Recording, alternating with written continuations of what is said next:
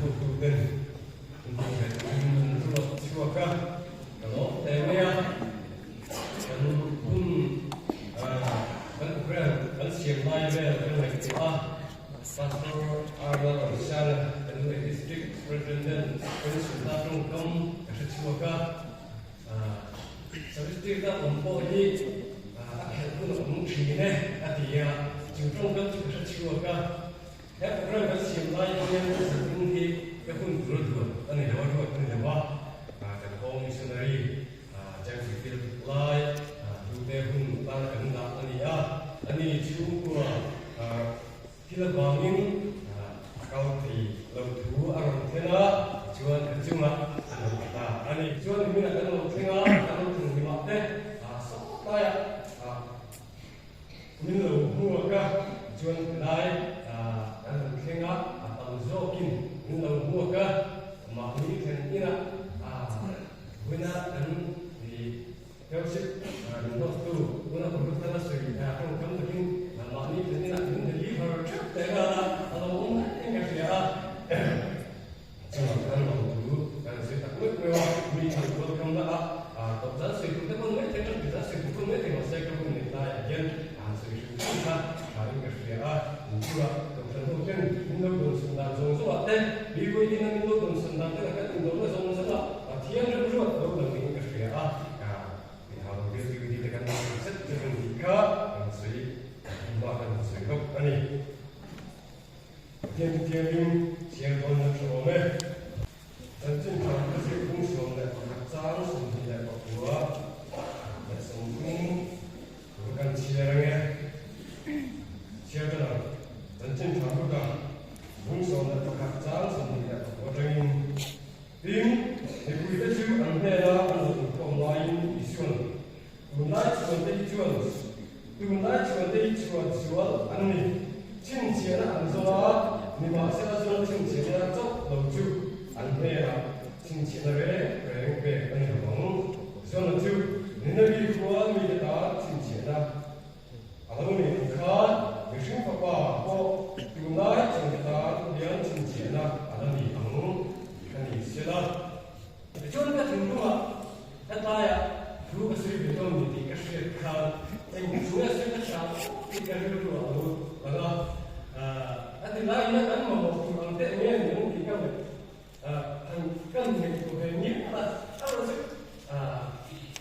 mình xem nó nói như là chịu độ của một người khác cái sự là ở đây riêng với người sinh người tôi là đang chọn mà chụp thiên cái là nhiều đó chúng mình chọn chúng nó đang chia ta cả cái tình huống của nó cho nó chịu chia ra thì cả cái tình huống này就像你那个听到兵很不错呗很他妈就这个钱来看，老李说不费了，你来呀，吐水啊你啊，就你不得按那个当真老李说那个阿妈主张来挣钱了，按不得按丢去啊你，就你挣钱了，按丢就那个钱跟老李说就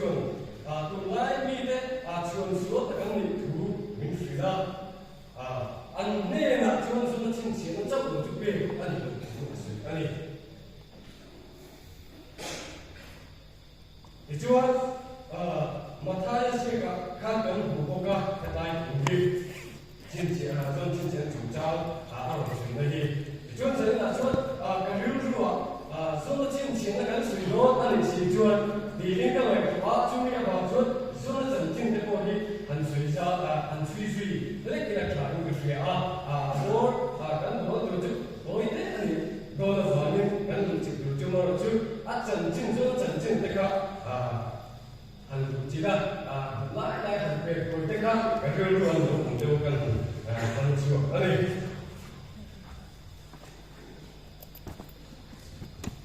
cho nên là cái vùng khát là ở trong cái chiến trường Amita ya bỏ xuống đây là lần ba thủ hàng thiên à, nên là cái gì đấy qua ăn sủa đấy em à, chú mình ăn sủa nó chuẩn thiên vinh ở thiên giả là, chú mình ăn đi vào chút ăn sủa nó để ăn siêu nó chuẩn,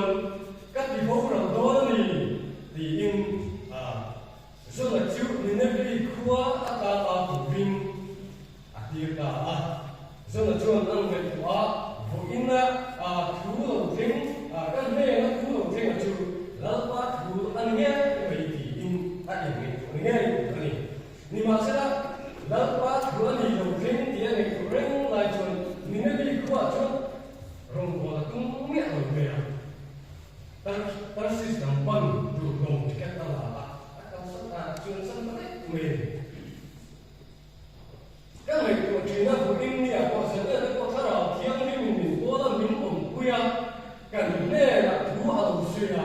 mà sẽ cần biết là thứ ở lâu suy rồi vụ xí là mình với nghĩa thứ đó cái này nó thứ đầu tiên là chịu lỡ quá thứ là nghe mình làm từ đến mình thì làm sao nó mình bị mà sẽ làm nó đang chụp về riêng cái hạt dương cái dương thì cái gì đi là actually nó cái gì rồi đi là trả công việc chứ bằng chút cái này là lỡ bằng thứ ở suy chú mình ăn suy chú rất là chú đó là nên đi qua rồng bố từ anh gái cả Tarsis đồng phân từ đồng chúng ta đã chuẩn sân đấy mình nhưng mà sao cái này chuẩn cái này là lỡ qua từ đầu tiên làm sao là đầu tiên chứ làm tua thì thành một cái gì cả cho nên là hiện cái suy nghĩ này câu sân thế là ngoài chuyện là không quy định thế là ngoài chuyện là chứ mà chưa ý mà như vậy chắc là ở công trình là vâng là cái đó công việc là cái đó câu sân phiếu xin là cái mình không chắc cái gì là chứ ông dùng chủ lỡ qua thì cái này là ăn mặc cái của tiền chúng ta cái chủ cái này là cái mình đi chơi là chứ cái công sân rồi muốn nó về công sân rồi lỡ qua chủ mình sẽ cái là chứ anh này cái của anh biết cũng thì là cái vấn đề tôi nói thế cũng phải sửa cái nó sửa cái này thì chú rất là chú ta system phân từ của chúng ta với năm còn sẽ em về khi anh cũng có tuyên bố còn sẽ em về chú anh sao sẽ anh thì anh bố rằng là tụi mình ăn nồng để sản tụi mình ăn thì ăn bùn rồi ăn không nô thế ăn phải chua cả tụi ăn phải chua rồi phải cái này lần ba ô xia đàn bông sân cái tụm na hiền cái tụm nó muốn là hiền tí mà đi vào miếng cái vợ ông nó tên mùi nó là cái sự là tôi cố trình thì thế gì là chú bây giờ vào trước kỳ chú lần ba miếng thì nó rồi là cái rồng bốn nó cái gì in phía đi là trước tiên thì chúng tôi xin là trở lại in phía cái suy tạo ra rất là khó chịu lòng mà chú lòng chuồn buổi là har sân ăn tô cả chú là chuồn cái har sân ăn tô cả mong ăn là ăn tô cái thì chuồn anh mong anh là vào những mặt thiên anh ảo mặt thiên anh thì tìm chân không cần thôi chân khi là chân đồng hồ tu khá chân tìm tận chung là khá chân là chú tìm tận chung là chân là một cái đẹp này có thiên ở bên trong là chưa kể rồi chứ har sân nó để mong nó để buổi nó để cần tô cả anh thật sự là nó để cần tô cả chứ ông muốn ở đâu thì là lâu quá ông cháu rồi cái niệm thì nó bây giờ không thể mình cần vô thế thì là chỉ chuyện gì cần gì chưa chứ bằng chút bản thân cái mong nó thế buổi cái cán bộ giáo như là thầy cô lâu quá cái mà chỉ cần nghe nào cũng cái gì được chuyện gì là âm hóa bí mật chút âm hóa cán bộ gì cán gì cái gì chuyện gì thì chưa rất là chưa rồi chú nguyên cái là chưa có một gì đó anh cải trong mọi để thiên thì là thiên của mình anh về anh này chuẩn khá thứ lâu thì là action chiến em về chứ còn chút ăn mập và anh này cái sự là khang sông rất là cái gì cả ta你没见黑松这么给马房了我听了你看今天没有东西你就看他有这个没有说怎进来来一拿就变那这个是看都是你看什么这个都个路的这个都个莫跟下哎那个选择都是还有你把这么说才光明就都是那个张罗那个路没有他老天不管老天什么这个我们绝对mà sẽ chú ông muốn là cho kỹ mà đi một người miền thắng cần có phúc trình nhưng mà sẽ là chú miền thắng tu mà có phúc âm mà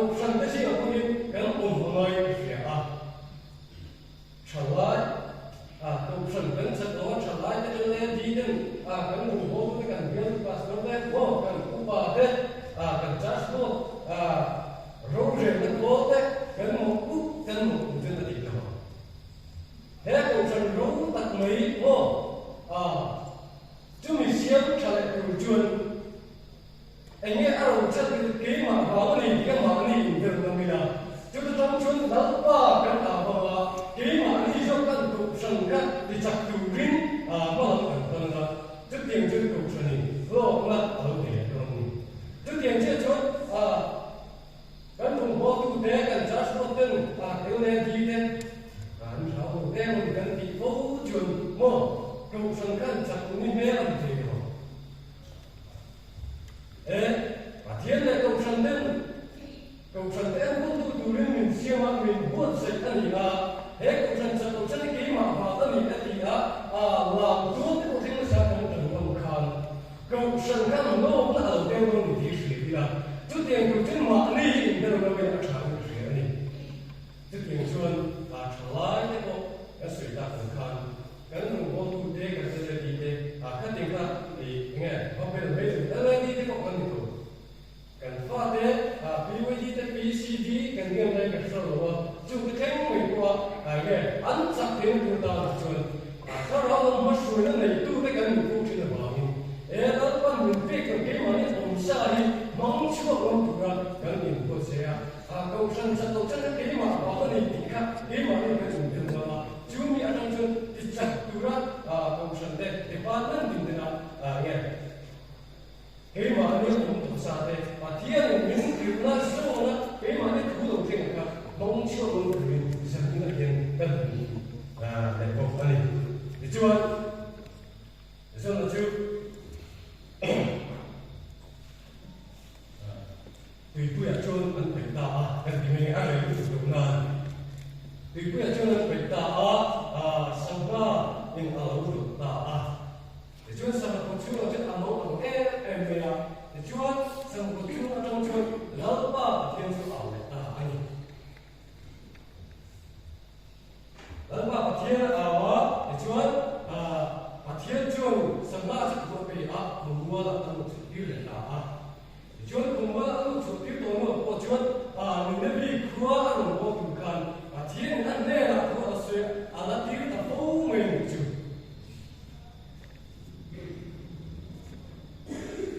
thì đây chú các mình thuộc là cái rừng nó lộ liễu rất là chú tài chú ta nhỉ dù nó chín chiến là các mình đi điều lại của chú này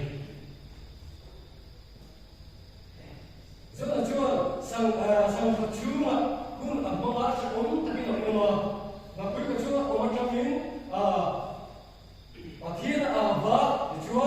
thiên chú cũng mua sẽ ra cho không có rất là cho tôi chủ tiêu để ta để cho rất là cho rồng bồ nên nó đi qua chú rồng bồ là chú trần ta anh cái này tôi là anh bây giờ này cũng chưa ta chú chính là sự khan rất là chính xác là cái mình đi được có rất là chú nên nó đi qua rồng bồ tôi là kiểu anh nhưng mà sẽ và quý của chúng ta ông rất đầu chuông nên nó bị khó khăn của một cái người của mình nên nó bị khó chịu dừng cho các quý anh được chuyện chú mình quá chú nó chưa gắn chiều khăn nó chưa gắn chiều khăn thì chúng ta chúng một vô quyền thì mà sẽ dùng được khăn chú mình không bây giờ chuông chân đồng chú mình không bây giờ chân đồng anh mình phải bảo qua chú vào chú thì rồng có cả chúng một em về có thể trong quan thủ đồ các trường sinh tạo cả anh thì chúa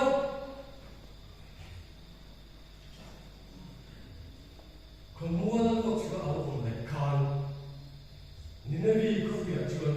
nên nó vì có vì nên thung cao anh thì cả nên khát cao chính là rồng áo bộ ta anh lão đi xưa cô nên thung này dần thung mình suy nghĩ thế của ta mình đi ở mặt nên thung này dần thung thà là ở mặt thổ này nữa có vẻ là anh suy nghĩ nhiều thế mi dùng thế chẳng đâu các đồng chí nó chúng ta thú ăn của nó chúng mi nên thung này dần thung đấy có chữ ông nữa anh thì khác sẽ là rất là chứ rất là chính chính là các mình thì các mình đủ lại được chữ anh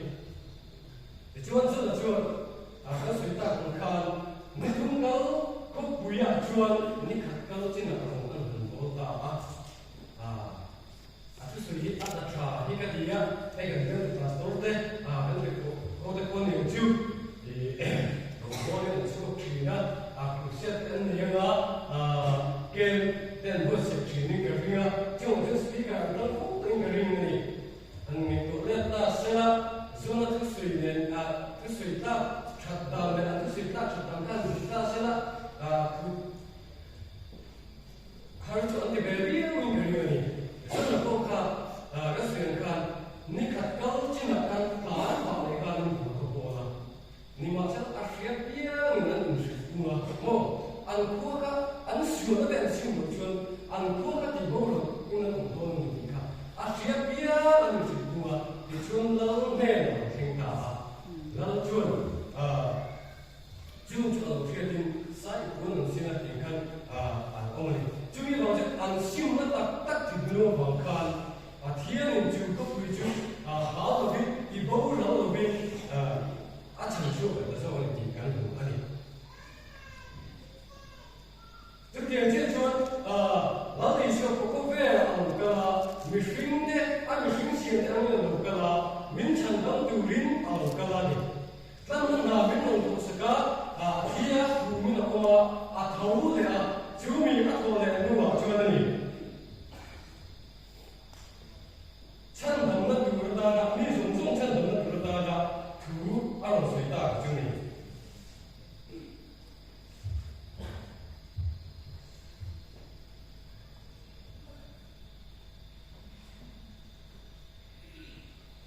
Jadi cinta saya siapa? Kan siapa orang ni?这经常他一些公司的把列，张手会正看，你就按意思就，安内了，老个，安内后就阿比亚，安内后就阿比亚，你的话啦，那个送个内了，别个内头，就你就按搞个，南天那边就地了，小个啦，巴勒，看到天你啊，就按到地数啦。Juga pek song cewek pun turin zirkir adi ni.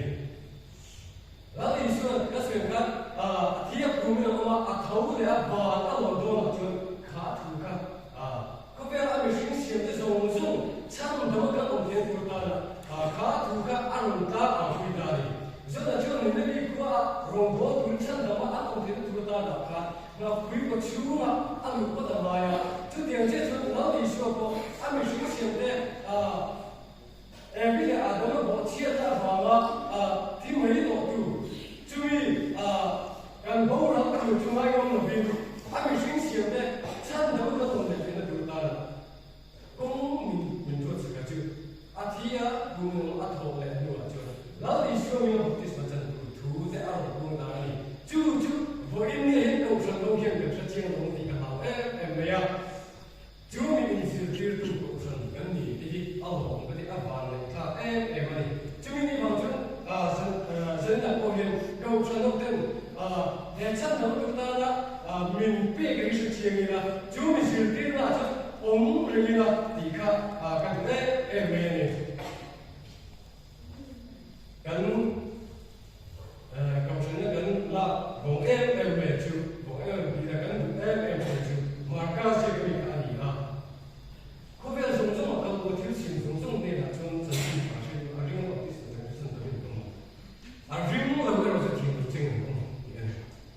Boleh ni ya, lalu isu tinggal dia, rumah untuk atau orang nak janji cakap kan tu lah, kan kunci lah, lalu isu ayat dia ni sih kan kunci ni. Cumi kan pun kan syirat Syariat rindu betul, lalu isu untuk Islam macam ni. Kalau tiang ni tak berikut kan kemudian, chan demi kan untuk jadi syariat. Cumi, namin tu satu tu, jangan cerita akan cerita bukan, lalu isu ni syariat. Soal cincin cumia ni kan tujuan, jangan cerita bukan. Soal cincin ni kami kita cincin lah ni, yang bangga kan tujuan. Soal tu dia ni masalah, bui cuma. Omzet betul, ni dekat kami dekat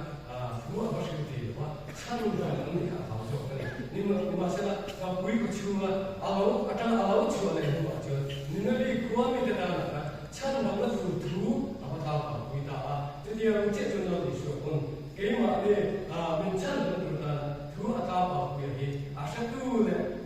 pun tu kan ni. Cuma pun saya selalu kena saya cumi janji cah, syariat itu, bukan dia selain apa kita kau ni masa kalau tiang ni, dong